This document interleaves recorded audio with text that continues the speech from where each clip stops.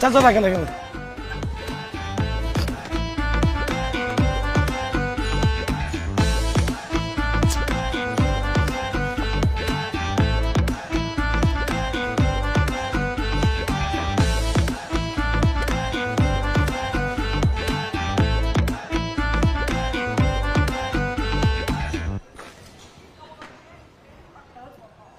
হ্যাঁ দোস্ত, তোর অফিসের ঠিকানাটা আরেকবার দে তো। হ্যাঁ আমি চলে আসতেছি। হ্যাঁ পাঠা। রাজু সাহেব, আপনার সাথে একটু কথা আছে। রাজু সাহেব, আরে আপনার সাথে কথা আছে।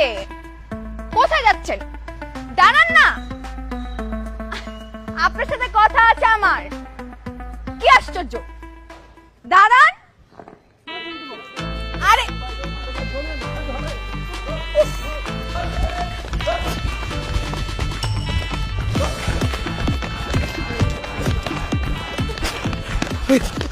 কি মুশকিল? ভাই ভাই ভাই ভাই ভাই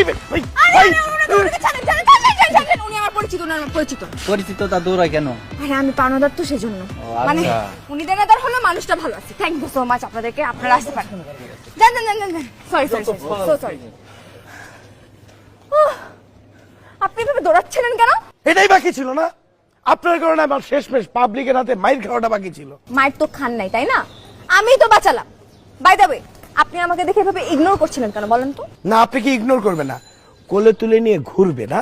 যতবারে আপন ভেবে আপনাকে কোলে তুলে নিয়েছি, ততবারে আপনি আমাকে বাস দিয়েছেন। বুঝতে পেরেছেন?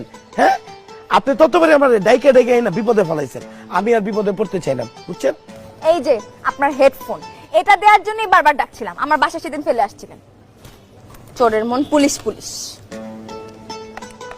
এটা কি? এটা ছিল কেমনে? শিট, লোকজনের ধস্তাধস্তির কারণে এটাও ছিঁড়ে গেছে। এবারও আমি আপনার উপকারে আসতে পারলাম না। আমার নিজের উপর ভীষণ রাগ হচ্ছে। আমারও আপনার উপরে ভীষণ রাগ হচ্ছে। রাগ হওয়াটাই তো স্বাভাবিক। আমার জন্য আপনার চাকরি চলে গেছে, অনেক বিব্রতকর সিচুয়েশনে পড়তে হয়েছে, অনেক বিপদের সম্মুখীন হতে হয়েছে। রাগ হবে না? কিন্তু আমি ডিসিশন নিয়েছি, আমি আপনার একটা উপকার করবই করব। এবার আপনি বলেন, আমি আপনার কি উপকারে আসতে পারি? আল্লাহর রাস্তে আপনার আমার কোনো উপকার করতে হবে না। আপনি মরে যান, নেন হেডফোন দিয়া গলায় ফাঁসি দেন। বলেন। আরে আমি আপনার উপকার করতে চাই রাজু সাহেব। এই ছাত্রবি করেন না তো, যান।